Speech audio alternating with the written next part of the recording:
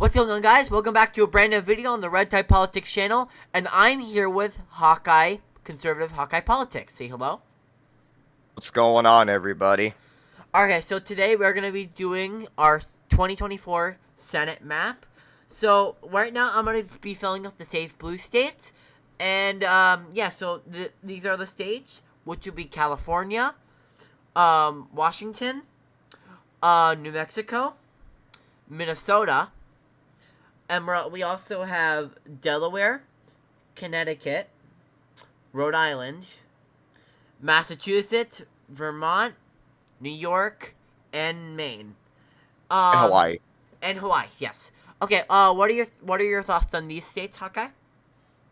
Yeah, I agree. And also, before I express my thoughts, I just want to say we use 13 and over as safe, and then 5 to 13 as likely, 1 to 5 for lean, and then less than 1% as tilt. Anyway, yeah, I agree with this. You could make the argument for like Mexico maybe being likely because of the only reason why it was safe last time was because of the third party vote, but I think it'll probably be around like 14 or 15 for the Democrats because I don't think Republicans should really try to focus too much on it, considering that the 2022 governor's race that was expected to be extremely competitive, and it was still like D+6. So I think Democrats will be just fine in that state. The rest of that I don't think are worth mentioning too. Minnesota's quite interesting, um, because of Royce White still doing he's polling pretty well there, considering some stuff he said, but that'll probably still be safety at the end of the day. Yeah, I agree. Also, because of Minnesota, there was a poll that came out of there, I don't know how long ago exactly,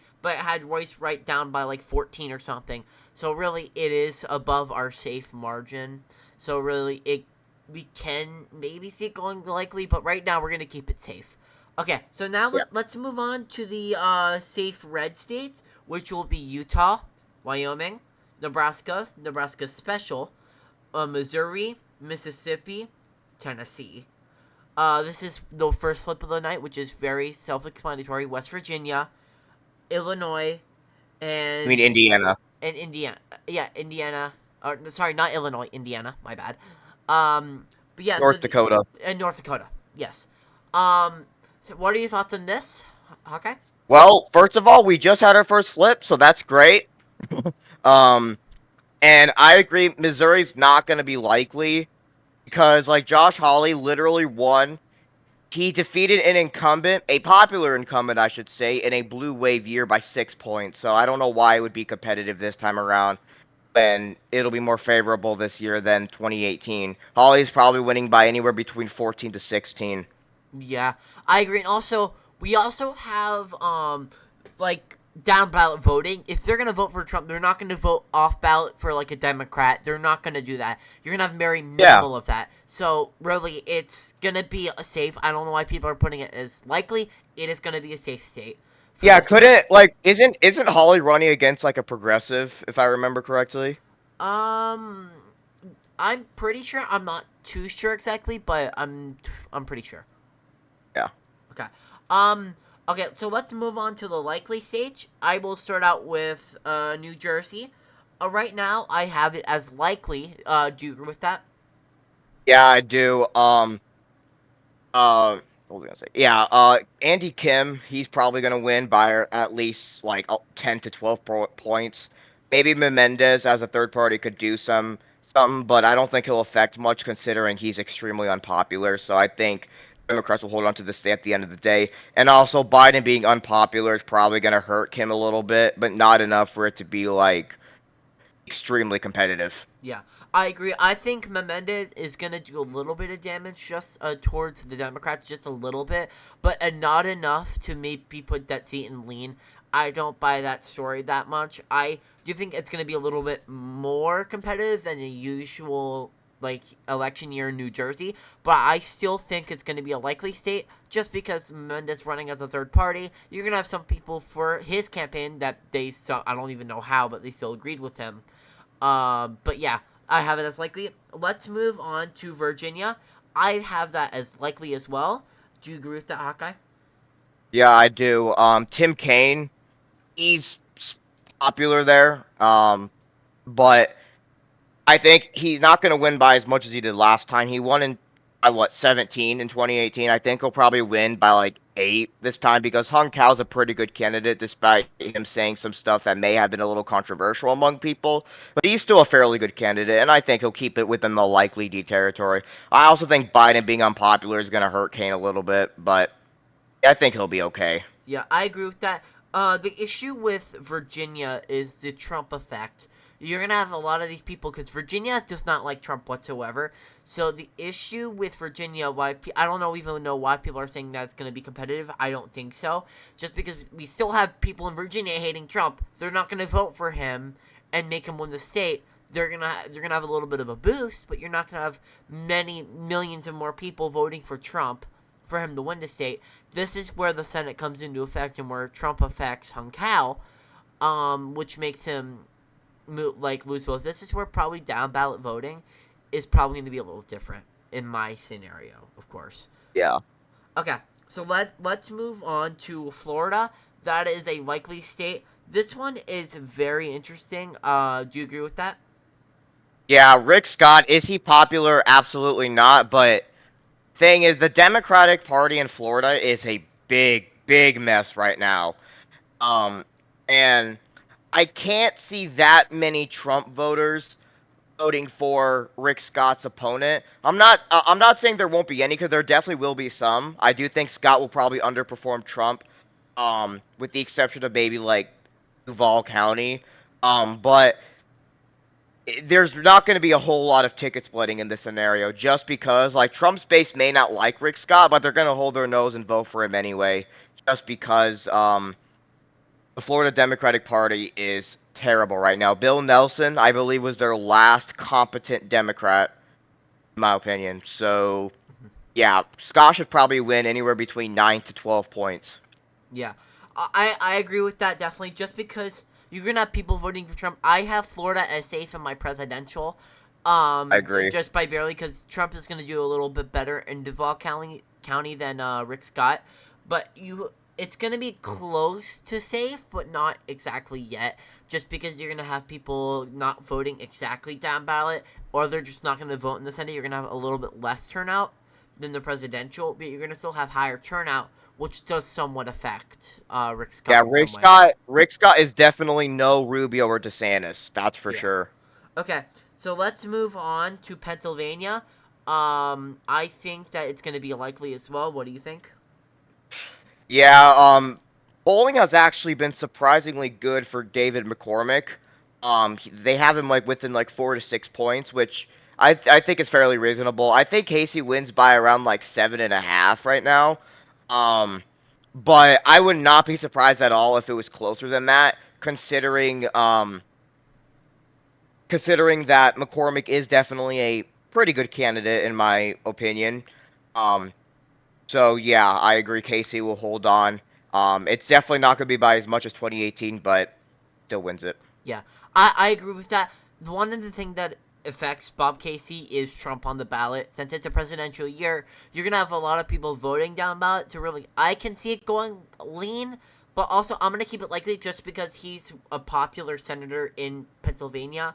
You're gonna have a lot of things coming into effect there, by Bob Casey. So it's really gonna be a thing of how Trump does in the state and how it affects Bob Casey. So it depends, number one, on turnout, but number two, how many people vote for Trump in that, and if Trump wins this state. If Trump wins it by, I'd say around Biden's margin by a point, then I can see that going down to lean. But right now I'm keeping it likely just because we have the polling having him as a middle, having it at a likely margin. So that's what we're gonna put it as right now.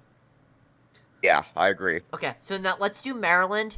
This one is a very interesting one. I'm going to keep it likely. It can be safe. I just don't buy the narrative that Hogan's going to get it down to like a lean or tilt margin.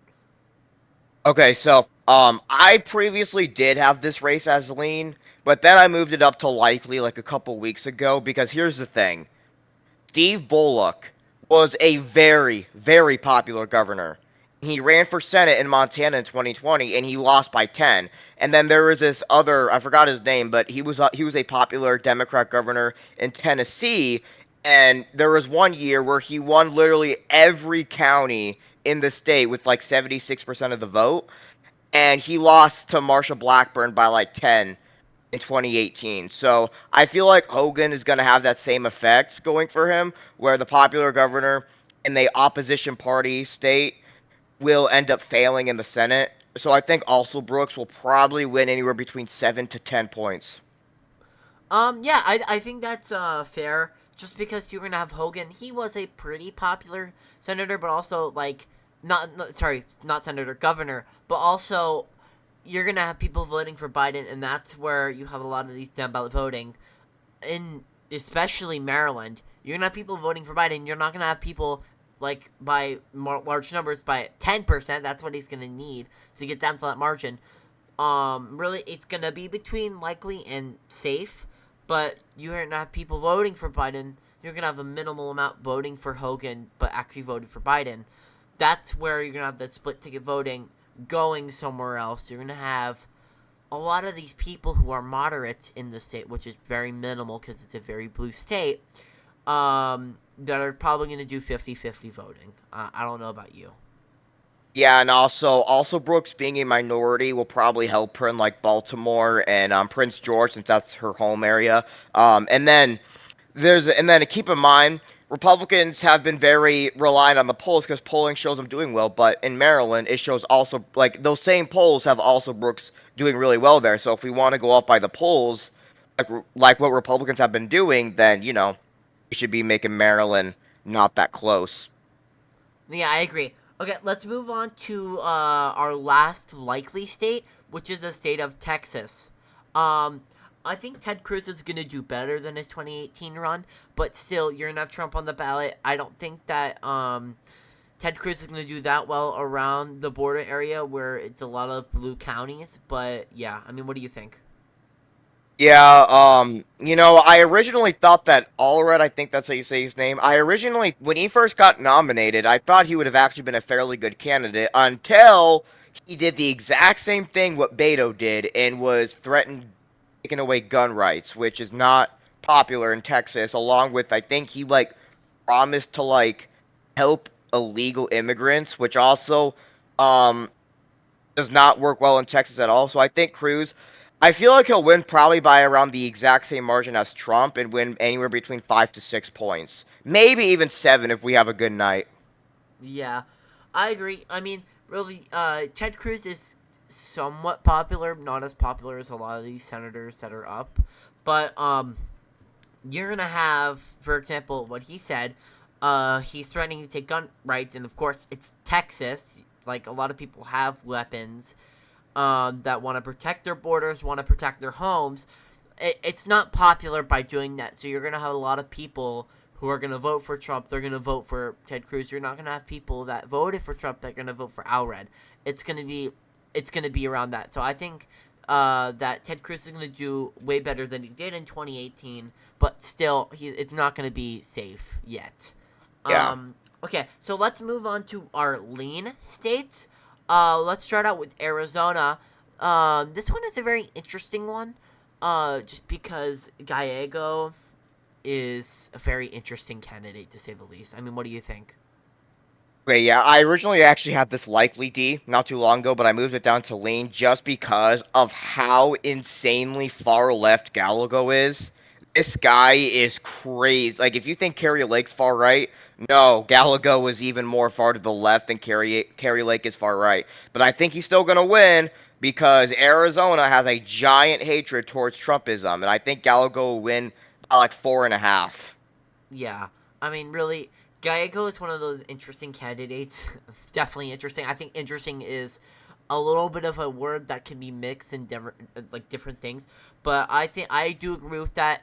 You have Maricopa County, which is shifting to the left, which is going to be very hard for Trump to do well in that county. But at this point, I think it could go either way. If Trump does well, I think Carrie Lake is somewhat going to be pulled. Not enough, though, for her to win. Trump's going to need to win Maricopa for her to win. Yeah, which I see Kerry Lake losing Maricopa by even more than Trump Yeah. right now. I mean, yeah, I think really Arizona is going to be one of those very hard states for a Republican in the Senate to win. Just I especially agree. because of Maricopa shifting to the left. But yeah, Yeah. this one's very interesting. The next If state. wait, hold up. Oh, go ahead. I want to say this one, Crook. If Mark Lamb, he's not going to, but if he somehow wins the primary, I might move it down to like D+1 to maybe even like tilt D. I might even flip it if I feel generous. But yeah, just want to point that out. Okay. Yeah, that's good. Okay. Next state is Wisconsin. Tammy Baldwin is somewhat of a good candidate for the Democrats, but not the best. They could do way better. They could have done way better. But really, it depends how Trump does in that state. It's like especially in the Rust Belt states, like especially Michigan for Slotkin. It's one of those states where it depends how Trump does and how turnout is. And if Trump does well, then Hovde or however he say his name, It's off day, yeah. yeah, Hovde. It depends. If Trump does well, then he does well. That's how it goes. I mean, what do you think? Okay, first of all, I just want to say Hovde, he's definitely a good candidate. Definitely one of our better candidates this season. Yeah. The problem is Baldwin, she won by 10 points last time. I know that was a blue wave year, and I know her opponent was severely outfunded and all that, but she's definitely a hard incumbent to beat. And I know a lot of Republicans are very hopeful of Hovde winning. I don't think he will right now. I think he will probably lose by around like 2.5. Um, maybe 3. And yeah, so I think it'll be somewhere around there. Yeah. Oh, and I think Trump's probably gonna have to win Wisconsin by, but I would say like 4 if Hovde wins. I think that's how it'll go probably. Yeah. Okay. The next state is Montana. This one is very, very interesting, but right now, that is a flip, and the Republicans, retain the control of the Senate. This one is very, I don't know, somewhat self-explanatory. Tester is in fact done. But yeah, what do you think? Oh yeah, like right now I have Trump winning Montana by around 20 to 21 points, and I do not see Tester outperforming Biden by over 20 points. Like ticket splitting is not common at all. Like he only won by like 3 points in 2012, but keep in mind Mitt Romney only won it by 13. So if Trump wins by like 20, I just don't see a way he holds on. Um, I think Tim Sheehy. Okay, first of all, let me just get this right. I don't think Tim Sheehy's a strong candidate at all. I think he's not the best, but I think he has good enough appeal to win. And I think Sheehy wins by around like 2. Yeah, like 2-3. I think that's fair. Just because Trump's gonna do really, really well in Montana, he's gonna win it by 20 to 21 points.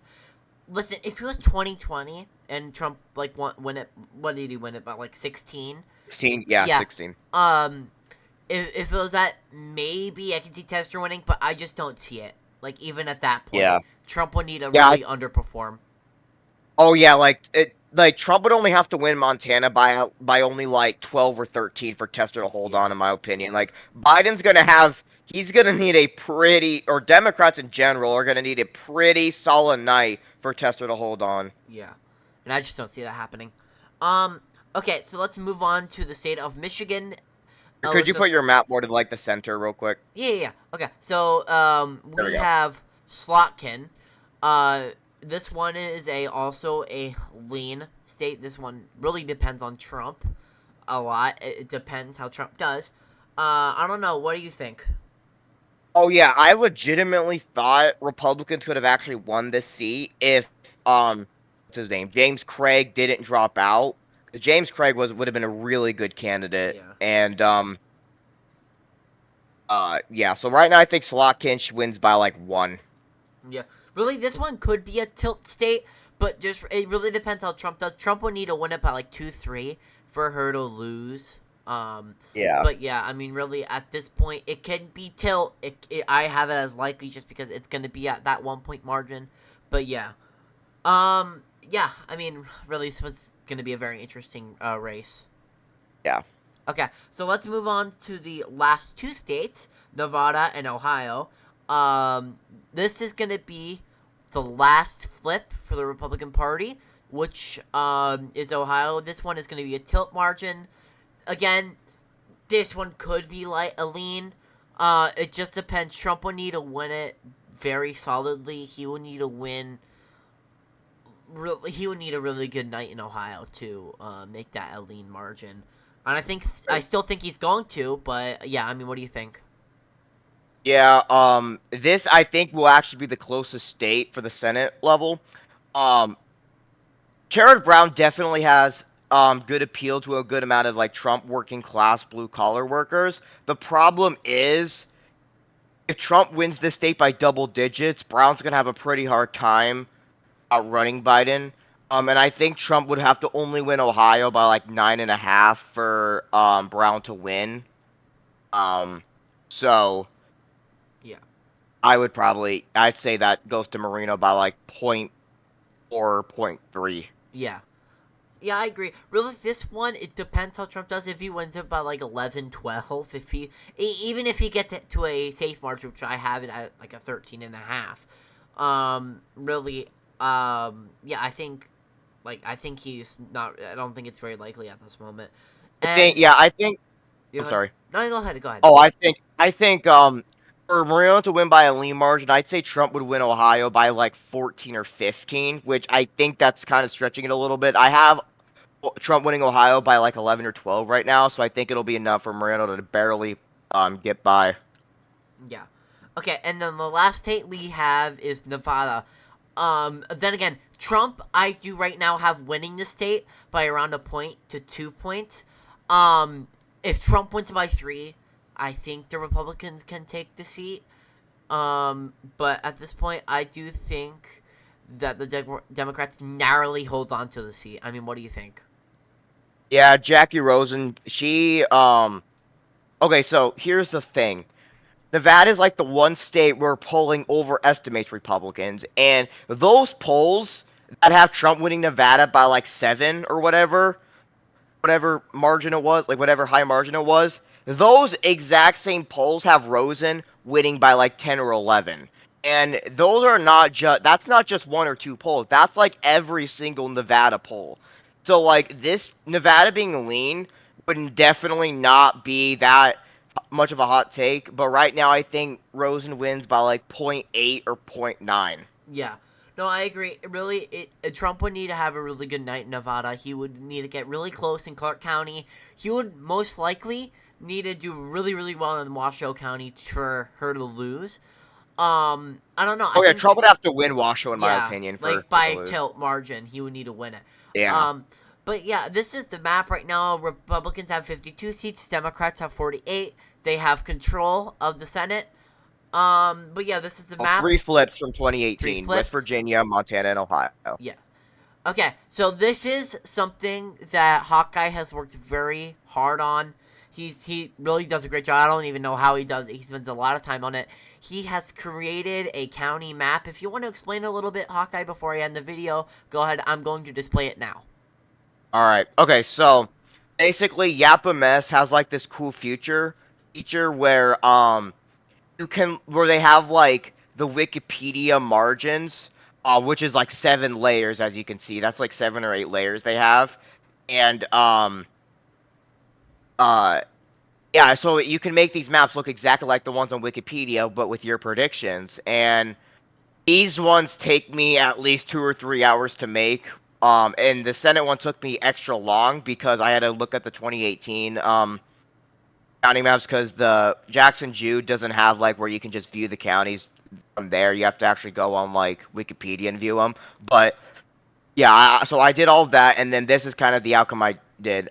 I used Election Shuffler and shifted all these states to the margins I think they would be for the Senate level, and then I would just kind of copy on how the counties are voting, but translate it into like Wikipedia margins. But yeah, I mean, listen, guys, look at this. I mean, he spent so much time, again, like 3 hours.